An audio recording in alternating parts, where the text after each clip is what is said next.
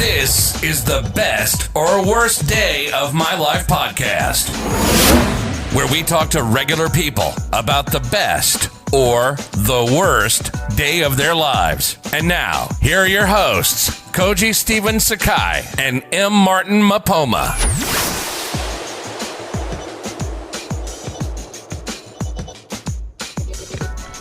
Hi, welcome to the new episode of the new show that we have. What is it called? It's called The Best or Worst Days of Your Life. Day of your life. Man, you don't even know our title. It's okay. I'm tired, man. My name is Koji Steven Sakai. I'm one of your hosts. And I am M Martin Mapoma. I'm also one of your hosts. And today we're going to do things a little bit differently. We don't have a special guest. We wanted to have you guys get to know us a little bit, so I'm going to interview my partner. It's going to be scary. So tell me a little bit about yourself. Where are you from? So I was born in Zambia, Africa. Moved to the States. Well, my parents did. I just happened to be along with them. I was about 3. While my dad went to school here, we moved back to Zambia when I was almost 8. Then came back when I was almost 18, 3 days before my 18th birthday. So you recently became an American citizen? I did, about 2 months ago, finally. Congratulations. Thank you. And you have a child and a wife? I do. Okay, what do you do for a living? Oh, let's see. Well, I am an actor as well as a strength and conditioning specialist. And what would your enemy say about you? My enemies? Oh, geez. I never stop talking. In a good way or a bad way? Just in general, period. No, I mean, I don't like to talk, That's okay. You can curse. I don't like to talk shit about people. That's never really been my thing. I like to talk shit about people. I mean, I do, but, God, this is like weird. Wait, no, I mean, I'm not, I talk, I tend to talk a lot. Okay. So, and the people who really care about me, they love it.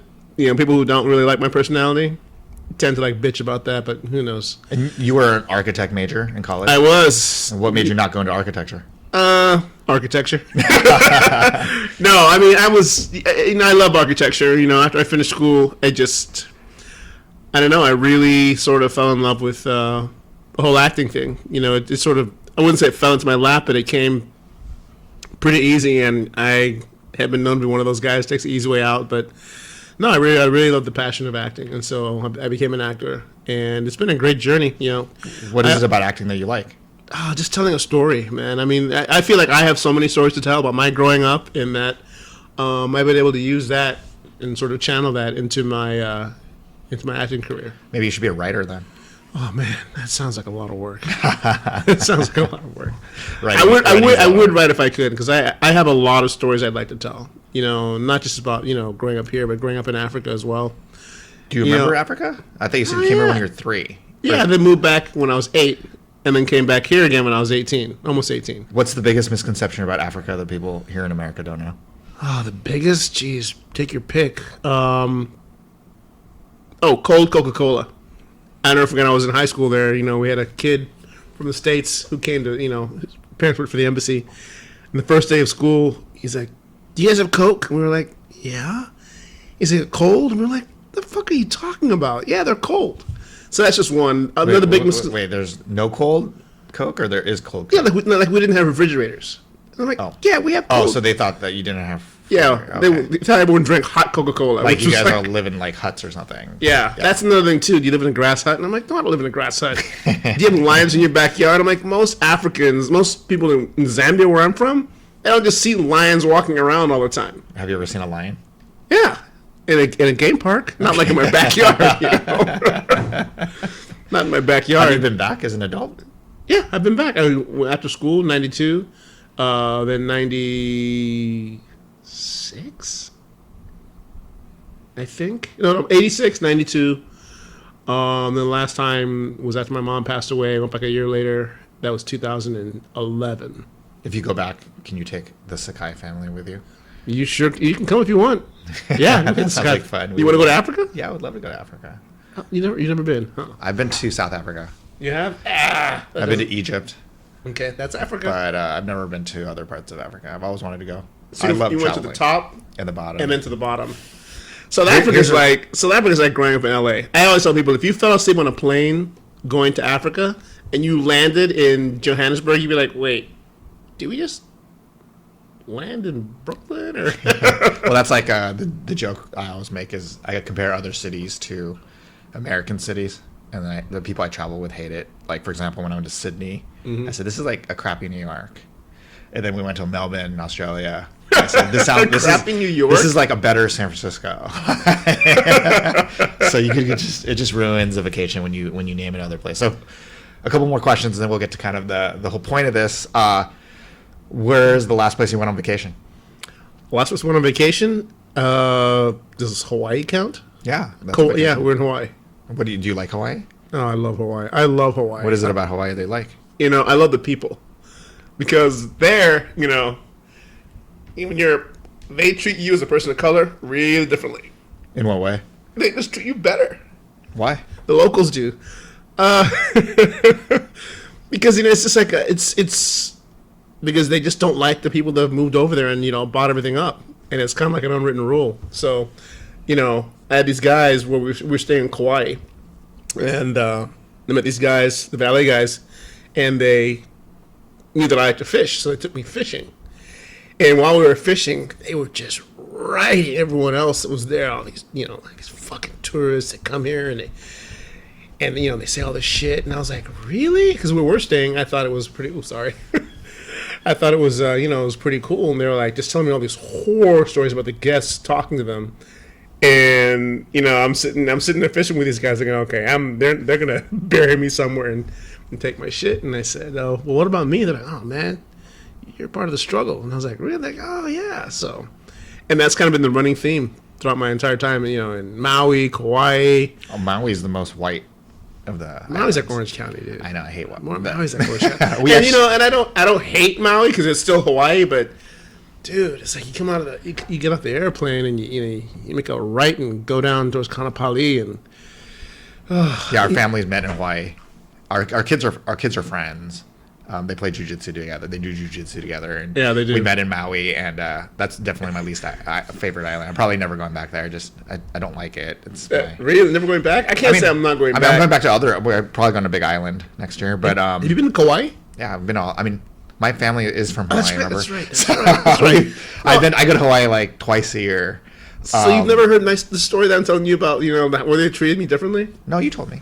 No, but I mean, but the audience hasn't heard you. No, they haven't. But, so there you go. So if you're going to Hawaii, be nice to the locals because they will make you pay for it one way or the other. Well, in general, you should be nice to people that are helping you. I think. I mean, that was always my test with people I was dating. Yeah, was how they treated people they didn't need to be treated. Like it's so true. It's one thing to be like nice to your boss or somebody that could give you money or do something for you because that's everyone's nice to that person. But it's the how you treat the person doing the waiter or the busboy or the I agree. or the valet or any of these or people like the janitor. Those are the people that you need to be nice to because those are the people that are you don't have to be nice to. And that I think that shows your true personality. Well, there's a great phrase, and I don't know who said it, but if you want to know the content of someone's character, and I'm paraphrasing a little bit, watch how they treat someone who can do absolutely nothing for them. You'll see a person's real character, and as an actor, starting off, you're waiting tables. Boy, did I see a lot of that. It was you saw the worst in people, and it was funny because even coworkers, and eventually I started to get better, and you started do things really well. They try to change their attitude, and I'm like, nah, I've seen you for who you are already. Yeah. So I mean, it's like when you're in this business, in the entertainment business, if you're like a intern and people treat you like you're an intern. And then later you're not an intern, and you're just like, I remember what kind of person you are. Yeah, and it's so funny that they always want you to forget. Oh, come on, it was back in the day. I'm like, no, it's who you are. Exactly. People don't change. So yeah. All right. Well, go ahead. No, that's a little bit about my story. Great. Well, we're at the point where we would kind of figure out whether we wanted to hear the best day of your life or the worst day of your life, and since it's only me and there's nobody else, I will make the decision. Uh-oh. Can I weigh in on this at all? No. Yeah, and what we don't want to hear, to be clear, we don't want to hear like the day you met your wife, because I'm sure that's one of your happiest days, or If you're smart. the day your child was born. Those two, given great days of your life, like we Yeah. all know those are great days of our lives. Yeah. But or the worst day, obviously like a parent dying is terrible, but if there's something special around that, then we'd like to hear that. But you're such a happy person. You're smiling all the time. You love kids way more than I love kids. Let me tell you a story. Martin sees a baby. He's like never seen a baby before. Yeah, when I see a baby, I tend to walk the other way because I don't want anything to do with the baby. really? I don't want to change. I never saw that. I mean, I like children, right? But I don't want to take care of a baby. I don't hold babies. I don't. First of all, I'm scared of holding babies because I just don't want to hold other people's children, and I don't want to drop them or something. I mean, I'm sure I would. I did that once, and just real quick. So yeah, I love kids. Working with kids, and I love babies. And it's worked for me, and it hasn't worked for me because no matter what, you end up once in a while being that creepy guy, and that's never been my intention. But I've had to watch myself. That's the other thing is, as a father, things are, or as a man with children, it's different. Like I remember situations where we were in a indoor playground, and a little girl fell, and she was crying, and she looked for her mom, and I stopped to help. And I mean, I'm there because my kid's there. It's not like I'm just randomly hanging out there. And then before I could even say 3 words to the little girl, 5 moms are surrounded the girl and kind of not being mean about it, but just making it clear that I'm not the one that should be helping her. And I'm like, really? Yeah, but it makes sense. I mean, at the end of the day, but I mean, it's okay. But I mean, it's what I told my son when he's lost is he should go to a woman with a child, go to a mom with a child. Oh, see, I haven't said that to him yet. Because that's a good idea. Because typically, first of all, you don't know what kind of man it is. You can't trust men a lot of times, right? You don't know. Yeah. And then the second thing is you don't know especially when they're younger, they can't tell the difference between a person who's a security guard and a police officer. And we know sometimes security guards aren't always the best. And so, the thing about a mom with a kid, minimally they'll find somebody that can help the child. But 99% of the moms would be like, "Fuck this! I'm gonna I'm gonna be super mom mode. I'm gonna get this child back to her mother." I'm never picking up another baby again after that. See, that's the thing, because my brother and even my wife are always like, "You need to stop. You're the creepy guy." And I'm like, "No, I'm not the creepy guy. You just said it for you. Just." I never. But that's why. I mean, but it makes sense because we're good fathers. Yeah. But most fathers are not as good as us. No, they're to be not. honest, they're not involved. They don't take care of their children. They don't know how to take care of their children. They can't cook. They can't clean even. They can't. I mean, they don't know how to do anything. I mean, they're just father in name. Yeah. So that's why for most part, don't talk to the men. Talk to the moms. Most of the time, the moms are going to be more. Going to be better. Anyway, so I want to hear the worst day of your life because you're happy. Like I said, you're a happy person, and it seems like a lot of the stories I'm hearing are happy. So I want to hear the worst day of your life. Okay, the worst day of my life. It's okay. Nobody's listening. No, this is long before I met. No one's listening at all. This is long before I met my wife, who I love very, very, very much. I had done a play in Wisconsin, and I had met someone there who was just amazing. The way we met was really cool. She treated everybody with respect. She gave everybody a second chance, a third chance, a fourth chance. She just had a really kind heart. But of course, she had her own demons. Anyway, I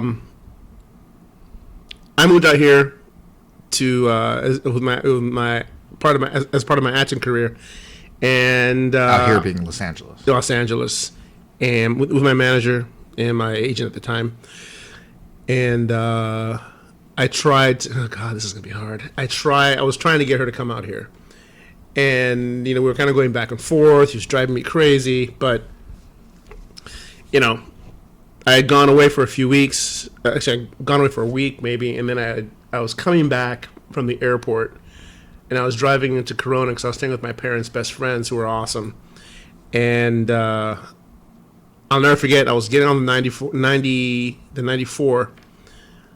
And I got a phone call from one of our good friends, and I said, "Hey, what's going on?" She said, "Oh, not much." I was, "Hey, everything good? What's going on?" She goes, "I have some bad news." And I said, "What?" And she goes,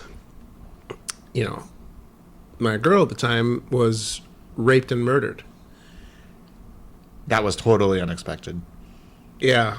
And so, I've never, I've had girlfriends in the past. I've had girlfriends in the past That haven't been murdered and raped, right? Yeah, exactly. Okay. And, it wasn't that I didn't care for them, but, I was never one of those guys. I was never one of those people that sort of, I never pined away for a girlfriend if we broke up. The only kind of pining that I did was based on ego. Like, you didn't want me, but I'm the best. I'm awesome. It was never about you broke my heart, you broke my spirit, you broke my soul.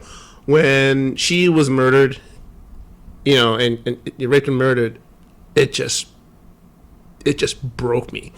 And it was the first time in my life that I really felt lost. Because I had to pull over, and I just burst into tears. And I cried all the way home. And I probably didn't stop crying for like 3 days. Do you mind if I ask who did it? Did they? Oh, yeah, they caught the guy. They caught him. The police called me when I was out here from Wisconsin, because I was a known, associate of hers. And I said, hey, I've been out here for, almost 2 months. Like, okay. Do you know anybody that might have had a reason to want to do this? And I was like, no, I don't know anybody. And so they were back and forth, they were back and forth with me. I was trying to help them as much as I could, but they were like, thank you for checking in, but you're in California, so we're gonna, try to stick with here. And they ended up catching the guy who did it. He was a serial rapist, but he was a real shit of a guy, a real little guy. His name was Kamani Ward, and he was a little guy, and my girl was almost 6 feet tall, blonde hair, and she was a bartender, and she'd always get off work, and she'd go down to the liquor store, and buy cigarettes, and we always laughed about that. She was buying cigarettes and condoms as a joke, and I said, you can't leave the house at midnight or 1 a.m. You stick out like a sore thumb, and I used to tell her that all the time. And, thinking that she'd be okay and anything would actually happen. And sure enough, it was Super Bowl weekend, 2002. And she, walked to the corner, and this guy followed her back to her house. And, he attacked her outside her house, threw her in his truck, and then ended up leaving her in a back alley in Wisconsin, freezing winter, and 2 fourth graders found her, took her to the hospital, and she passed away there. So it was just horrible. And it was one of those things that just really stuck with me. And it was the first time that I realized that, that I really cared for someone, and it sucked because it broke me. It broke me like, when my mom passed away, it was horrible. And don't get me wrong, I felt the same way, but this was the first time that, I felt that kind of pain, and it messed me up. I didn't know what to do for the longest time. I had a couple of girlfriends after that, and I was just a shell. Until I finally got help and started to sort of get on the mend. But I was I never was one to really care. I maybe on the outside, but I kind of really didn't. And with her passing away, that just sort of reinforced how I felt. Like, okay, I'm never going to feel this way again, How did it change your life? It changed my life. It changed my life because I just, I realized how fleeting our lives are here. I don't really know how it changed my life. It changed my life. It opened my eyes to what it was like to truly care about something and then lose it. It changed my life in the sense that I became a lot more empathetic to people's loss. I knew if someone lost someone, that's horrible, and I'm really sorry about it. But after what happened to her, I really understood what it's like to truly lose someone that you care about. And it helped me when my mom passed away, 8 years later, in dealing with that. It wasn't sudden because she'd been sick for a while, but I was able to deal with that. But it gave me a lot more empathy, if that makes any sense. But that was definitely, the worst day of my life, because I thought about other bad things that have happened. But whenever I think about that and that moment on the highway when I first found out, I hadn't had that feeling repeated. Thank God, since then. So. Wow, that was totally unexpected. But think. uncomfortable laughter there. But thank you so much for sharing that. I really appreciate hearing that. It's good to, even though we've known each other for a while, to hear these stories. I think that's what's really important. Did that really stump you? No, I mean, it was just, I didn't know. I mean, I never heard that story from you, so I think it's good. It's good to hear though, because it. Yeah, I've told it to a few people, and then I kind of stopped because I felt like some of them were like me, like, oh god, why is he telling me this story?